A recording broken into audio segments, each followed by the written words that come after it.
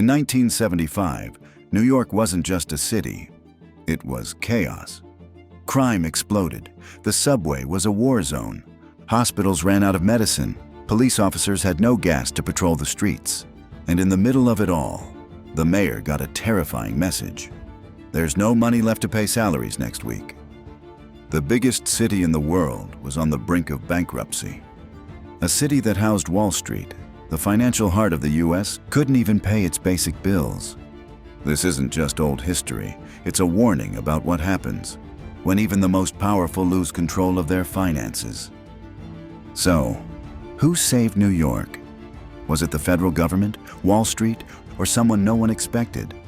Today, we're diving into this real-life story, full of tension, tough decisions, and a twist no one saw coming. If you love true stories with twists, if you want to understand how big cities can crash like any business, this video is for you. Ready to learn how the Big Apple survived its darkest hour? Let's go. How did a billionaire city like New York end up broke? It wasn't a single mistake. It was a chain of bad choices, stacked like cards in a collapsing house. The problem started in the 1960s, with generous political promises, but no money to back them up. The city expanded public services, raised salaries, launched ambitious social programs, all great on paper, but no one checked the bank account. Meanwhile, the national economy slowed down. The 1973 oil crisis spiked costs across the board. New York was like someone buying an imported car, on installments larger than their salary, spending more than came in, month after month. By 1975, the city owed billions, and worse, it couldn't borrow anymore. Creditors simply stopped buying the city's bonds. "We don't trust you anymore," they said. It was the balloon-popping moment. And when Mayor Abraham Beame tried to renegotiate, the response was clear. New York will have to learn to live with less. In practice, brutal cuts were coming. Hospitals closing, teachers fired, late salaries, and the feeling that the entire city was being abandoned to its fate. But behind the chaos, something bigger was at stake. If New York truly collapsed, the impact would be national. Wall Street could fall, jobs would be lost on a mass scale, and America's image around the world would be shaken. So while the city financially bled, one question hung in the air: will anyone save New York, or are we about to watch it fall?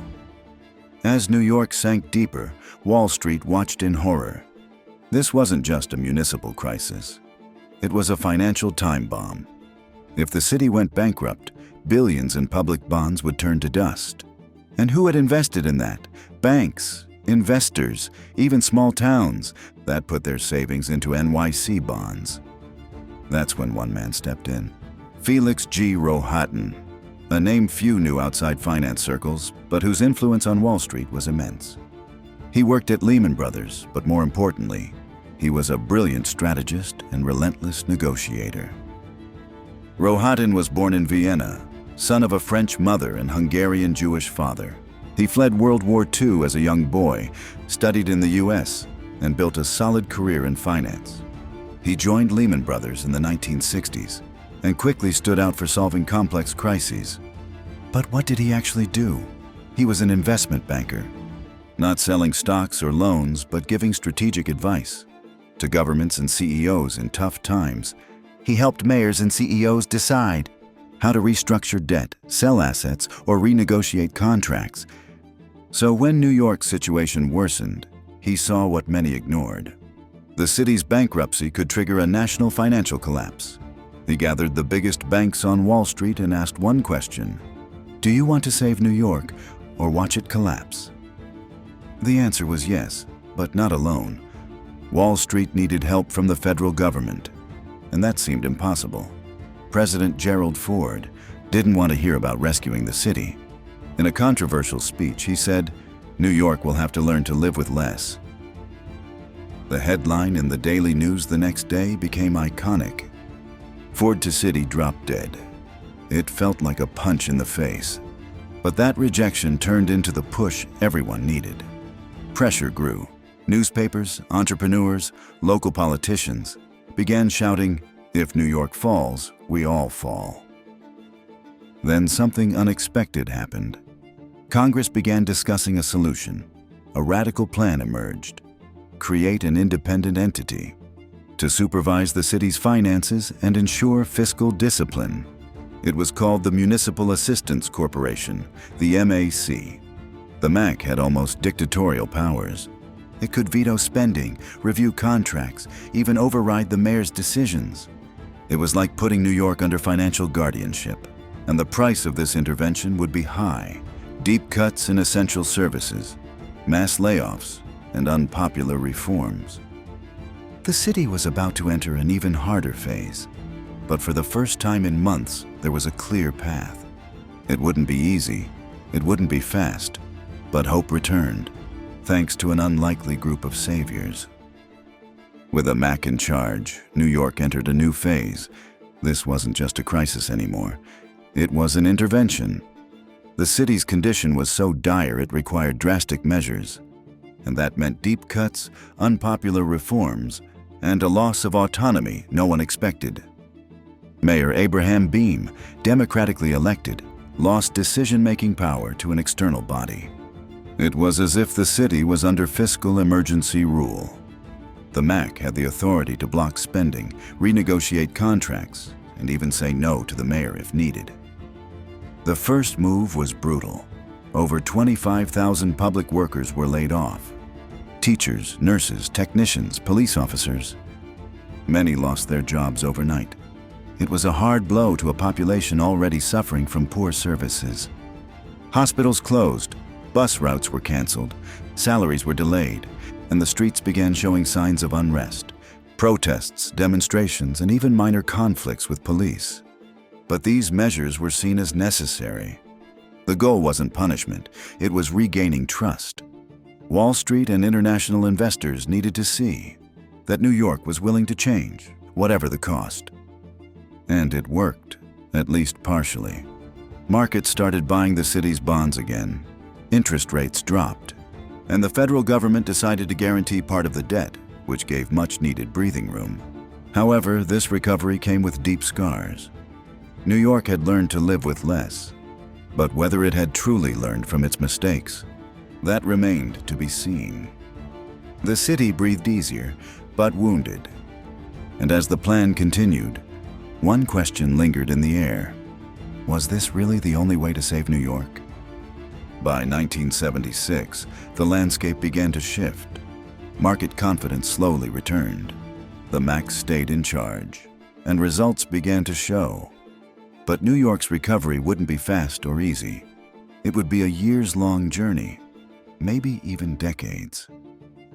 The first positive sign was stabilized accounts. The once huge deficit started shrinking. Taxes were adjusted and revenue improved. And little by little, the city started paying its bills on time. But the social impact of the crisis was still visible. Whole neighborhoods missed essential services. Schools operated with fewer resources. Hospitals ran with half the staff. And many New Yorkers carried resentment toward the government. Still, the recovery plan worked. The MAC issued new city bonds, backed by federal guarantees. Investors returned to betting on New York, and what once seemed impossible now seemed possible. In 1978, the MAC declared victory. The city had passed its hardest test in recent history. Markets trusted it again, and for the first time in a long time, it seemed like New York had learned from its own mistakes. But the truth is, the city didn't fully change. Some lessons were learned, yes. But with time, some were forgotten. Because governments often have short financial memories. The Big Apple was saved, for now. But this story doesn't end here. Because crises like this leave marks. And teach truths everyone needs to hear, eventually. What do you think? Could New York have been saved another way? What if the federal government had refused to help until the end? Drop your comment and share your thoughts. New York in 1975 is more than just old history. It's a mirror of what can happen when budgets get out of control, when political promises become too heavy to carry, and when even the largest financial powers can run out of cash. The city that never sleeps nearly closed its eyes due to lack of funds. But it learned, the hardest way possible, that no city is too big to fail. The lesson applies to governments and everyday people alike. How many of us have faced similar situations, spent more than we had, trusted too much in better days, until one day we opened our wallets and realized there's nothing left. The difference between New York and many who face crises is simple. Someone was willing to hold the rope before it snapped. Do you have that person in your life? Do you have a backup plan if things go wrong? New York's story shows something important. Recovering from a crisis takes sacrifice, discipline, and courage. But above all, it takes humility to admit you made a mistake and real willingness to change. If you made it this far, it means you care about real stories, about truths beyond headlines, about content that makes you think twice before spending. And for that, thank you. Like this video, hit like and comment which other crisis and recovery story you want to see here, and subscribe to the channel. Turn on notifications for weekly updates. In the next episode, we'll tell the story of how Texas banks collapsed in the 1980s amid oil booms, greed, and risky bets. You won't want to miss it. See you next time.